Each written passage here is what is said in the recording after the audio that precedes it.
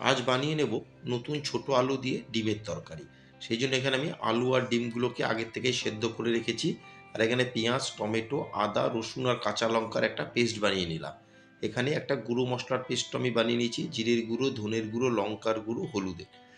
এখানে একটা ফ্রাই প্যানে তেল গরম করে আমি সেদ্ধ করে নেওয়া আলু আর ডিমগুলোকে নেড়ে চেড়ে লালচে করে ভেজে নিলাম। ভেজে নেওয়া ডিম আর আলুগুলোকে একটা বাটিতে আমি তুলে নিয়ে ওই তেলেই ফোড়নে দিয়ে দিলাম গোটা জিরে আর দুটো তেজপাতা। দিয়ে ফোড়নকে ভেজে নিয়ে এখন দিয়ে দিচ্ছি টমেটো, পেঁয়াজ, আদা, রসুন, কাঁচা লঙ্কার পেস্ট। দিয়ে কষিয়ে নিয়ে এতে দিয়ে দিলাম আমি গুঁড়ো মশলার পেস্ট। সমস্ত কিছুকে ভালো মতন কষিয়ে নিয়ে এতে দিয়ে দিলাম পরিমাণ মতন নুন। আর দিয়ে দিচ্ছি আমি ফ্যাটানো 2 টেবিল চামচ টক দই। দিয়ে খুব ভালো মতন কষিয়ে এতে দিয়ে দিলাম উষ্ণ গরম জল।